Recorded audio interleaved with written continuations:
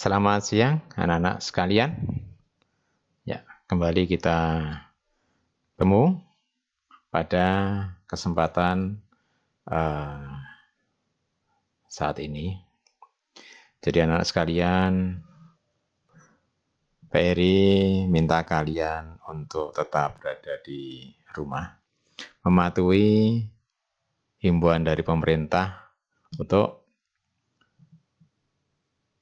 menjaga agar persebaran virus COVID-19 ini tidak semakin merajalela. Jadi bila kalian masing-masing tetap tinggal di rumah untuk kebaikan kita bersama. Ya, namun meskipun demikian, kegiatan belajar mengajar kita tetap harus berjalan agar kalian tidak ketinggalan untuk memahami materi yang harus kalian kuasai. Untuk itu, pada saat ini kita akan lanjutkan materi yang sudah kita pelajari atau kelanjutan dari materi yang sudah kita pelajari pada waktu yang lalu. Nah, kalau boleh kita review sejenak, kita telah belajar bersama-sama tentang translasi atau pergeseran. Kemudian pencerminan atau refleksi. Dan pada tutorial terakhir kita sudah membahas tentang rotasi atau perputaran. Baik yang pusatnya di 0,0 maupun yang pusatnya tidak di 0,0. Ya. Selanjutnya kita akan masuk pada pembahasan berikutnya, yaitu tentang dilatasi. Ya. Kita akan mulai. Ya. Nah, perkalian atau dilatasi ini didefinisikan sebagai transformasi yang mengubah jarak titik-titik dengan faktor pengali tertentu terhadap suatu titik tertentu. Kata kunci di sini adalah mengubah jarak titik-titik, lalu ada faktor pengali tertentu dan terhadap suatu titik tertentu. Nah, faktor pengali tertentu ini nanti akan kita sebut sebagai namanya faktor skala. Sedangkan terhadap titik tertentu ini kita sebut sebagai titik pusat. Ya. Jadi di dalam perkalian atau dilatasi ini ada dua unsur penting.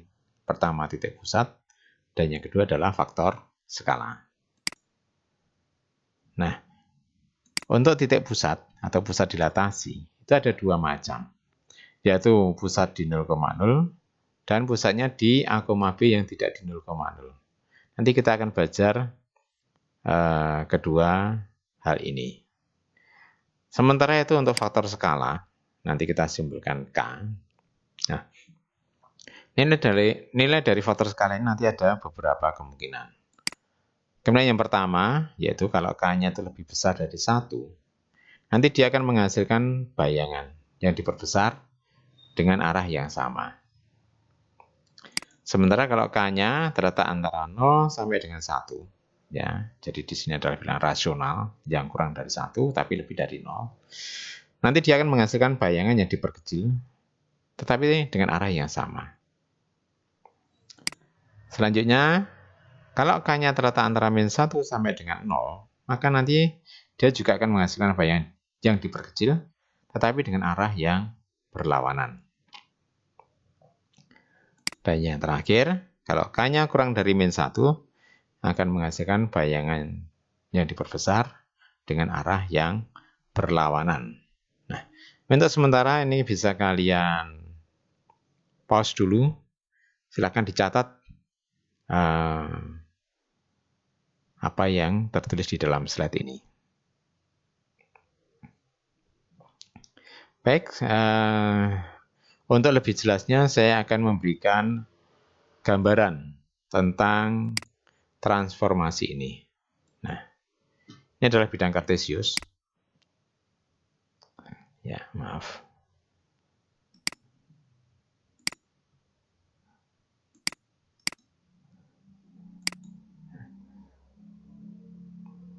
Ya, kita memiliki sebuah segitiga. Ya, segitiga ABC. Nah, segitiga ABC ini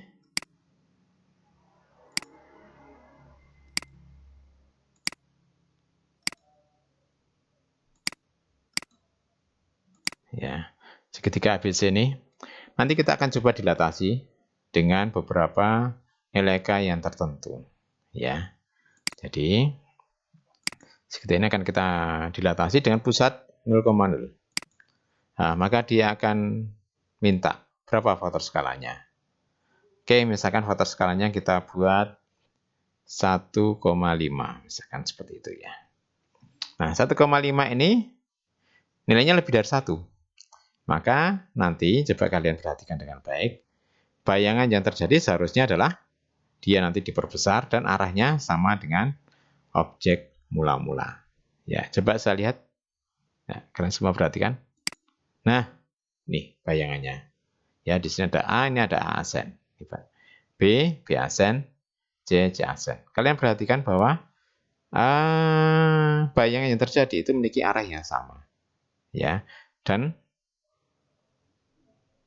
luasnya diperbesar. Nah, saya akan coba saya kalikan ya segitiga ABC ini dengan pusat O dengan faktor skala dengan K yang negatif. Misalkan kita ambil saja negatif 0,5. Ya, coba perhatikan apa yang terjadi. Ya.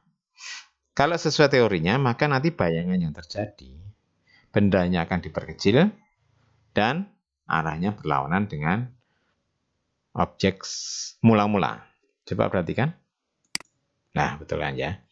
Jadi bayangan yang terjadi lebih kecil dari objek semula dan arahnya berlawanan.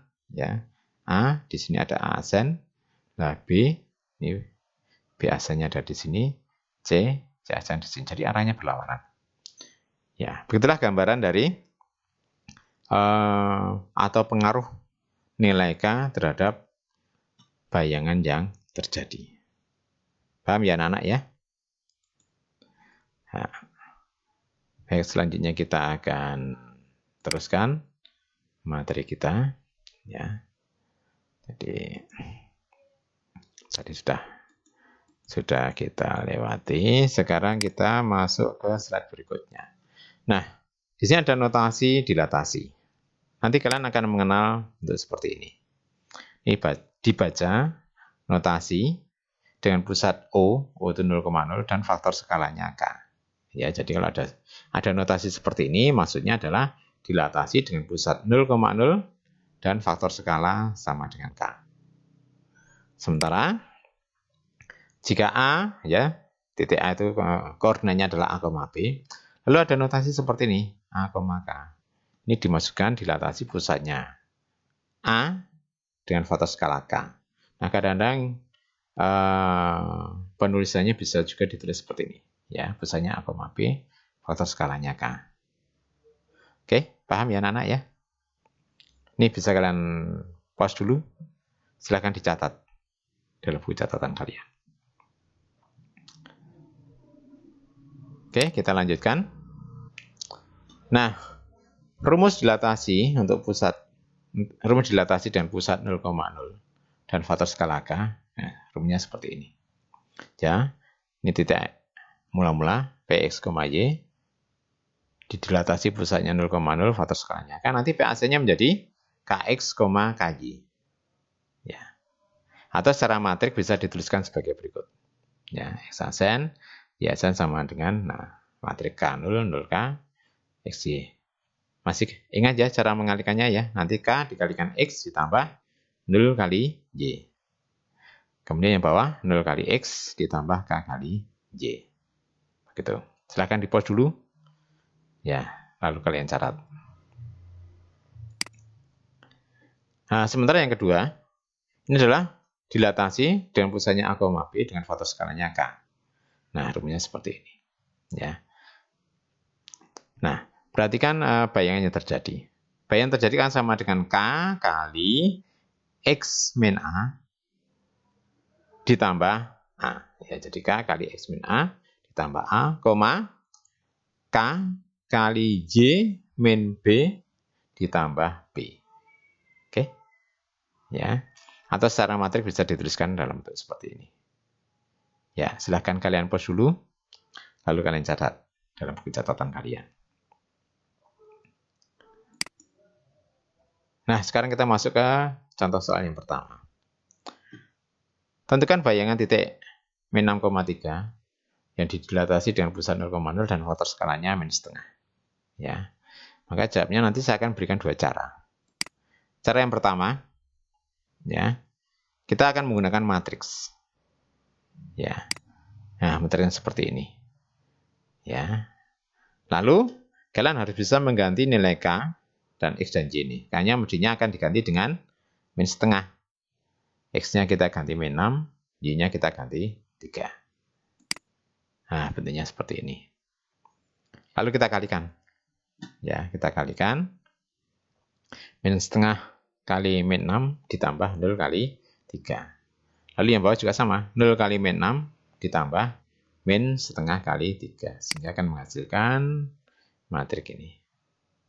Ya, jadi dengan demikian, koordinat bayangan titik min 6,3 yang didilatasi dengan pusat 0,0 dan faktor skala min setengah adalah 3, min 3 per 2.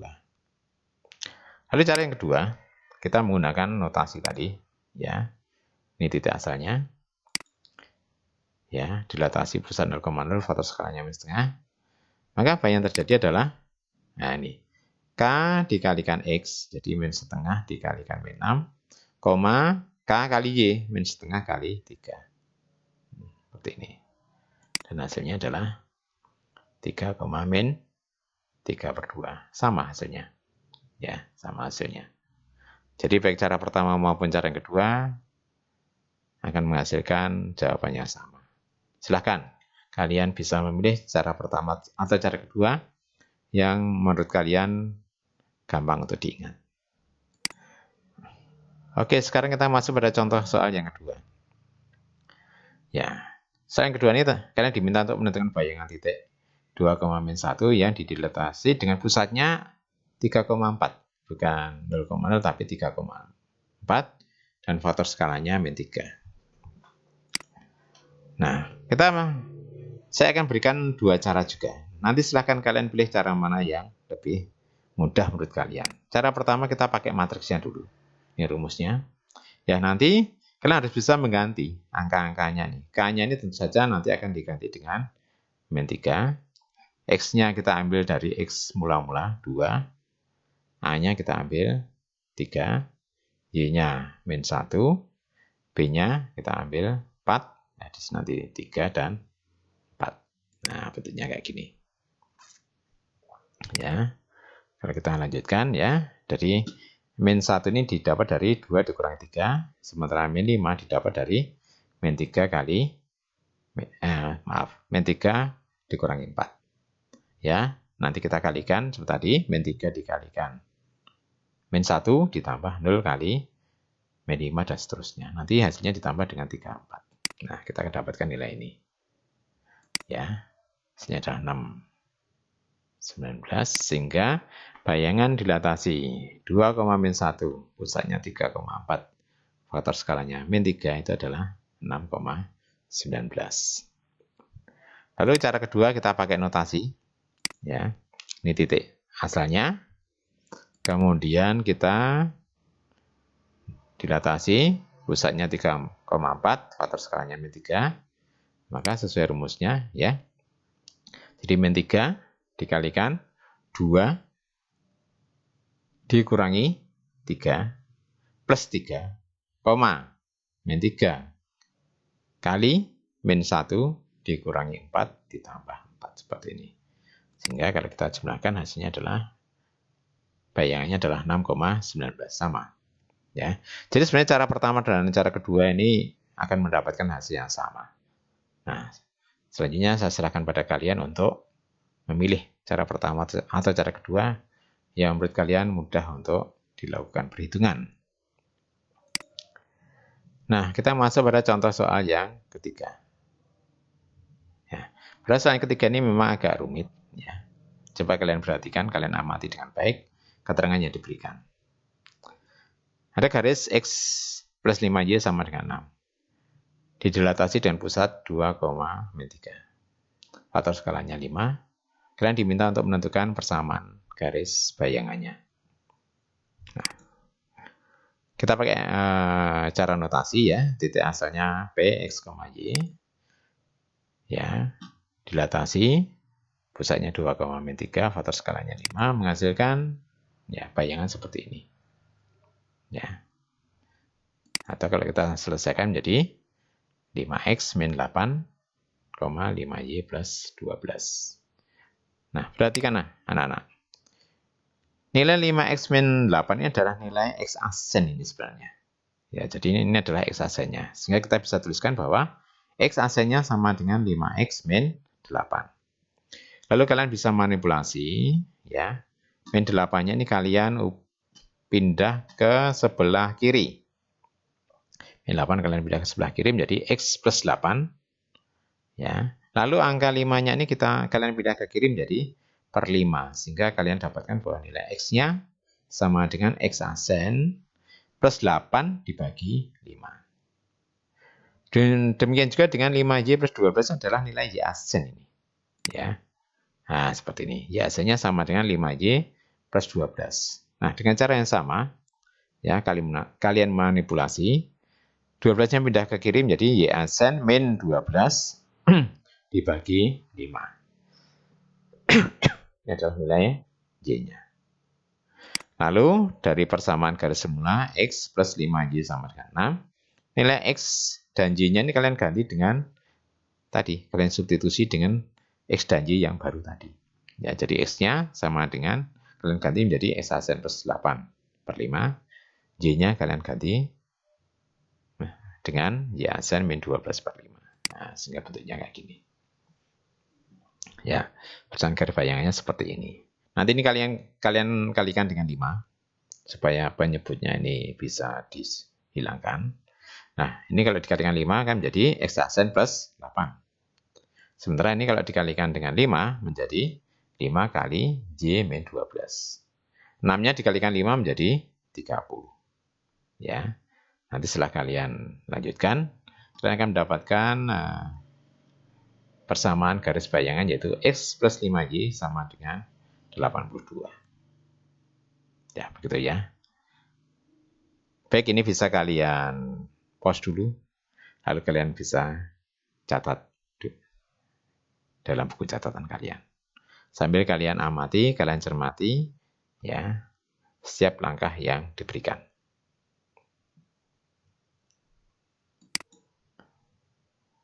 Baik, anak-anak, ini adalah soal latihan. Usahakan kalian pause dulu saja, ya. Nah, kalian pause dulu, sediakan waktu sekitar 10-15 menit untuk mengerjakan soal-soal ini dulu. Ya. Jangan diklik dulu, ya. Silakan kalian kerjakan. Ada 4 soal. Mungkin soal yang keempat ini agak kompleks, tapi tidak apa-apa. Saya yakin kalian mesti mampu. Ya, silakan kalian pause dulu, ya. Biarkan antara 10-15 menit kalian kerjakan sebentar. Ya, anak sudah selesai ya. Nah, inilah kuncinya. Untuk soal pertama jawabnya adalah 24, min 108. Coba kalian bandingkan dengan hasil kalian. Sama ya, bagus. Kemudian yang soal nomor 2 hasilnya adalah min 36,27. Sama juga ya. Bagus ya. Soal yang keempat, soal yang ketiga. Nah, hasilnya ini. 4Y min X plus 56 sama dengan 0. Sama ya mestinya ya dengan jawaban kalian. Dan soal yang terakhir. Ini harusnya 90 derajat ya, bukan 900, tapi 90 derajat searah putaran jarum jam. Soal yang keempat hasilnya adalah ini min 8, min 25. Tentunya sama dengan jawaban kalian. Ya. Baik, kalau kalian masih ada jawaban yang berbeda, coba kalian cek lagi perhitungannya. Ya, siapa tahu ada yang perlu diluruskan. Begitulah anak-anak sekalian. Ya. Video tutorial kita pada saat ini ya tentang dilatasi cukup sampai di sini. Terima kasih atas perhatian kalian. Dan sekali lagi pesan Pak Eri, tetap jaga kondisi, jaga kesehatan, tetap semangat. Ya, untuk sementara kalian tinggal di rumah dulu, ya, sampai keadaan kembali normal, dan kita terus tetap berdoa supaya kondisi segera pulih kembali seperti semula. Baik, kita akan ketemu dalam video tutorial berikutnya, dan saya ucapkan selamat siang.